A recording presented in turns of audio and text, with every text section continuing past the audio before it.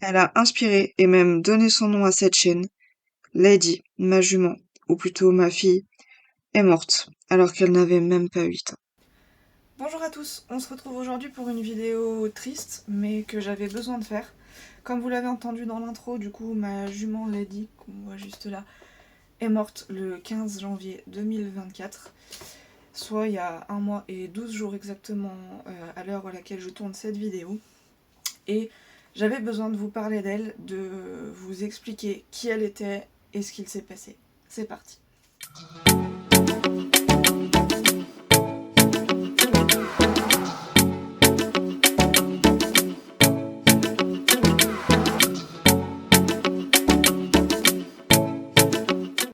Lady est donc une jument pur sang, née le 17 février 2016 dans un élevage de chevaux de course en Normandie.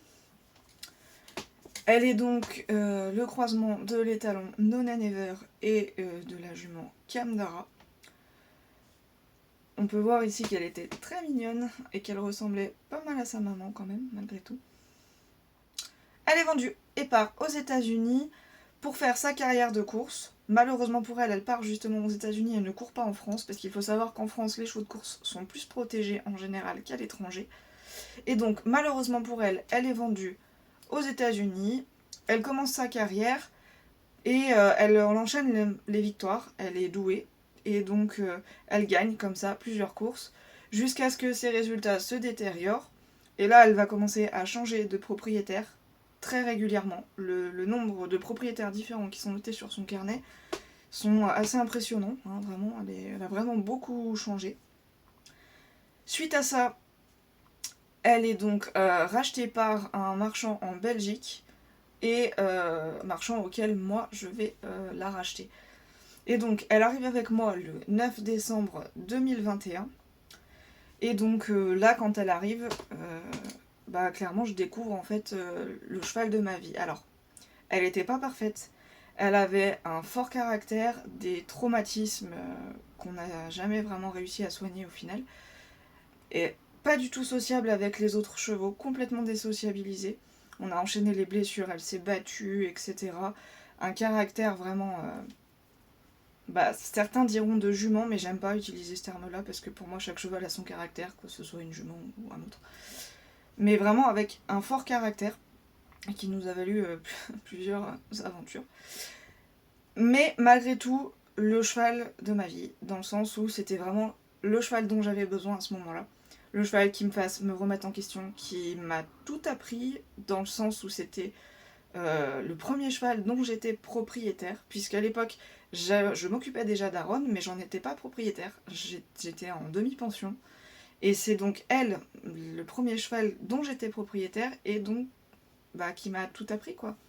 Les soins, comment la gérer, parce qu'elle était pas facile à gérer, du fait que bah, elle était nerveuse, elle aimait pas les autres chevaux, elle ne savait rien faire puisqu'elle sortait de course. Donc vraiment, elle m'a tout appris et c'était génial. Clairement, demain on me représente le même cheval, je signe direct. Parce qu'à côté de ça, c'était une super jument. Courageuse, peur de rien en promenade, on pouvait tomber sur n'importe quoi, elle ne bougeait pas d'un iota, tout ce qu'elle voulait, elle s'était marcher et faire sa promenade. Super concentrée, tout donné, elle a vraiment tout donné pour son cavalier. Il fallait, à chaque fois qu'on lui montrait un exercice, il fallait qu'elle le réussisse. Elle était très consciencieuse et surtout, par-dessus tout, gentille. Super gentille, vraiment par-dessus tout, super gentille. À faire des câlins, super gentille pour les soins. On a lui fait je ne sais combien de radio, d'échographie et jamais besoin d'anesthésier, toujours super gentille. Assez rapidement, je m'aperçois qu'elle a quand même une santé très fragile, qu'elle a été très usée par le monde des courses. Elle a des problèmes de ligaments, des problèmes de dos, des problèmes de cervicales, des problèmes de bouche. Enfin, vraiment, elle a des problèmes de partout. Et on a du mal à lui faire prendre du poids. Au début, on va traiter un ulcère, etc. Et arrive le 26 septembre 2023, sur lequel elle va faire sa première grosse colique. Mais là, je vais pas rentrer dans les détails parce que je vous ai déjà fait toute une série de vidéos là-dessus que vous retrouverez juste ici ou ici, je sais plus trop. Et voilà, si ça vous intéresse, je raconte vraiment tout en détail, comment ça s'est passé, les conditions dans lesquelles on était à ce moment-là, etc. Donc je ne vais pas revenir dessus, mais elle a donc fait une première grosse colique qui a nécessité une opération. Et elle est restée plus d'une dizaine de jours en soins intensifs à la clinique vétérinaire. S'en est suivi derrière des mois de protocole de convalescence. Et elle a pu retourner au pré en fait le 26 décembre 2023, donc 4 mois après son opération en fait. Et ça se passe pas très bien, enfin elle a le ventre qui enfle, qui désenfle. Voilà, bon, elle garde l'appétit, globalement elle est plutôt en forme, donc on s'inquiète pas plus que ça. Je prends rendez-vous pour refaire une échographie abdominale. Et ben c'est les fêtes de Noël, les vétérinaires sont pas là, donc on me donne un rendez-vous mi-janvier. Et au final on n'aura pas le temps d'aller à ce rendez-vous, puisque le 13 janvier 2023, je reçois un appel de l'écurie. Il était 11h du matin, on allait pour passer à table. Et je reçois un appel de la gérante de l'écurie qui m'explique Lydie, il faut que tu viennes, Lydie ne va pas bien. Donc sur le coup, je ne me panique pas plus que ça. Je prends ma voiture et je pars à l'écurie. Sur le chemin, elle me rappelle en m'expliquant non mais Lydie, il faut que tu appelles un vétérinaire, ne perds pas de temps, le temps que t'arrives et tout, appelle un vétérinaire déjà maintenant, c'est très grave, elle est en colique, c'est grave. Elle veut pas se lever, appelle. Donc j'appelle le vétérinaire qui m'explique qu'il est déjà sur une urgence et qu'elle pourra être là seulement dans 30 minutes. À ce moment-là, donc, je rappelle mon père, puisque pour ceux qui ont suivi pour sa première colique, j'avais pas mon propre moyen de transport. Entre-temps, j'ai donc acheté un van pour pouvoir justement intervenir dans ce genre d'urgence. Et donc, je me souviens, avant même d'être arrivée à l'écurie, j'ai appelé mon père en disant « Prépare le van, il est hors de question que ça refasse comme le 26. Cette fois-ci, si on doit partir, on part tout de suite. » Donc, mon père prépare le van et me rejoindra ensuite à l'écurie avec le van pour pouvoir partir. Et donc moi j'arrive sur ce fait, j'arrive à l'écurie et je vois la gérante qui est déjà en train de faire marcher Lady. Émilie, si tu passes par là, je te remercie vraiment ce jour-là, tu m'as vraiment aidée au top. Et donc la vétérinaire au téléphone m'avait dit de faire des injections de calmagine à Lady en attendant qu'elle arrive. Et donc on part avec la gérante au casier, en fait, là où j'avais ma pharmacie, pour préparer les injections. On donne Lady à son conjoint qui continue donc de la faire marcher dans la carrière. Et d'un coup, on entend son conjoint crier parce qu'en fait, Lady s'est écroulée dans la carrière, elle a fait un malaise vagal à cause de la douleur. Le cerveau a dit stop et elle s'est écroulée dans la carrière. Et donc, évidemment, au moment où Lady s'est écroulée dans la carrière, on a accouru vers elle, lui faire ces fameuses injections qu'on était en train de préparer. Et au même moment, la vétérinaire est arrivée. Elle lui a pris les constantes et là, je vois la vétérinaire toute blême qui ne comprend pas en fait ce qui se passe. Elle me confirme que la jument est en colique, mais le diagnostic est compliqué à avérer puisque la jument est couchée par terre, donc on ne peut pas l'ausculter comme on veut. C'est difficile de la fouiller. Pour ceux qui connaissent les coliques, il faut fouiller le cheval, paraffiner le cheval, etc. Là, on ne peut pas le faire parce qu'elle est couchée. On n'entend aucun bruit digestif. Mais ce que la vétérinaire ne comprend pas, c'est que normalement, la jument devrait être en tachycardie, c'est-à-dire avec un rythme cardiaque très élevé. Or là, le rythme cardiaque est à 10. Il faut savoir que le rythme cardiaque normal d'un cheval, il est à 45-50 au repos. Là, il est à 10. Donc au moment où elle me dit ça, moi, je m'effondre parce que je me dis, ça y est, elle est en train de mourir. Et c'est dur. Et cette vidéo est très dure à tourner. Et donc, sur ce fait, la vétérinaire contacte la clinique qui l'avait opérée la première fois, explique le diagnostic, et donc la clinique nous dit, ok, eh bien là, il faut nous la ramener. Donc, la vétérinaire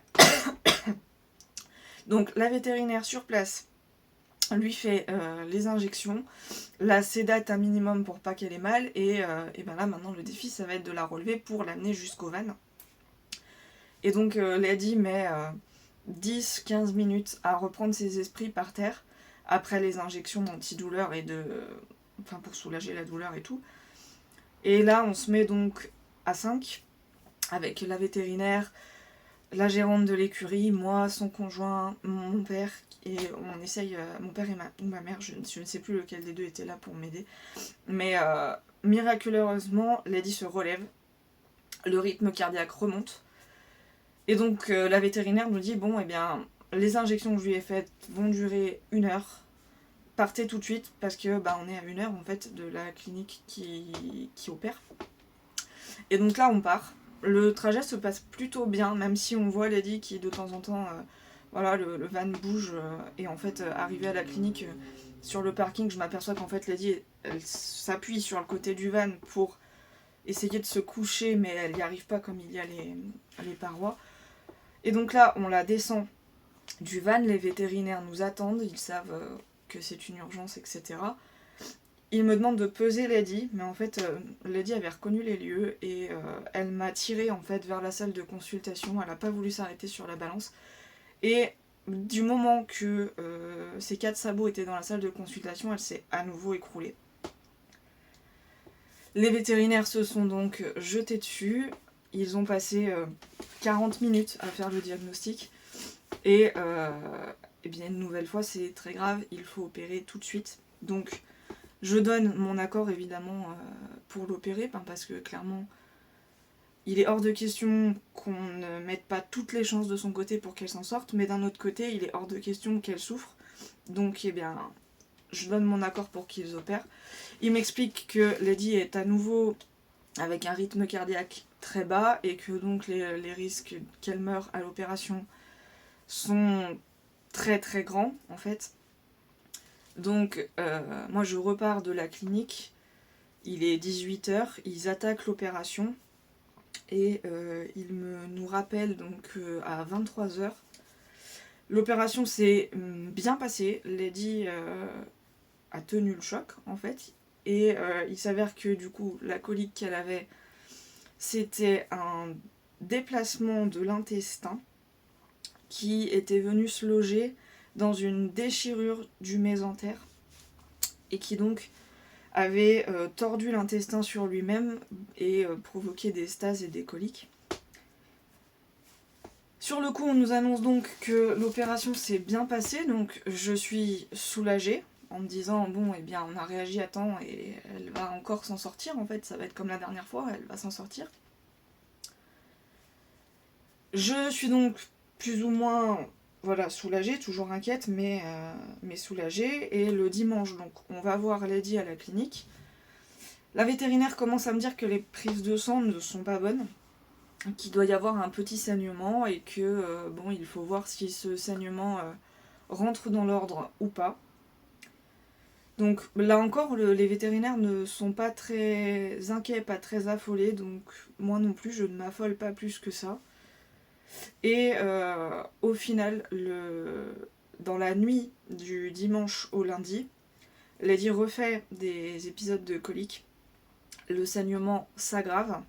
Et donc moi, il m'appelle le lundi matin pour m'expliquer que voilà, Lady est en hémorragie et qu'elle est en grande souffrance, qu'elle a refait des coliques et qu'il faut voir, il faut prendre une décision, faut la soulager, faut voir ce qu'on fait. Donc là, je leur explique que pour moi, c'est juste impossible de l'euthanasier sans avoir tenté le tout pour le tout. Donc, à ce moment-là, la vétérinaire me rappelle en me proposant une transfusion sanguine et une nouvelle opération, de tenter le tout pour le tout, de rouvrir pour essayer d'aller trouver l'origine de ce saignement et donc d'essayer de résoudre cette hémorragie.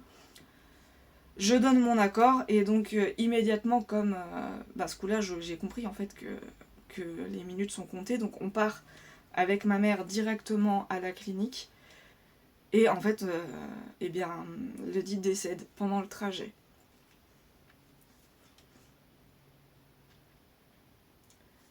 Elle décède d'un arrêt cardiaque puisque ils n'ont pas eu le temps en fait de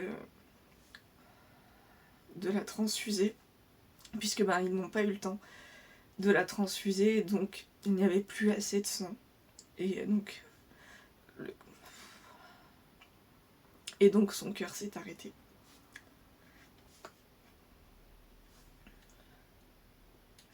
Ça y est, j'ai été chercher des mouchoirs, sécher mes larmes, ça va mieux. Et donc, je disais, donc j'arrive à la clinique, je demande à voir le corps parce que j'arrive pas à réaliser en fait. Et là, la vétérinaire nous explique qu'ils ont tenté de réanimer Lady plusieurs fois, mais qu'elle n'est pas revenue, en fait, elle était trop faible. Et donc...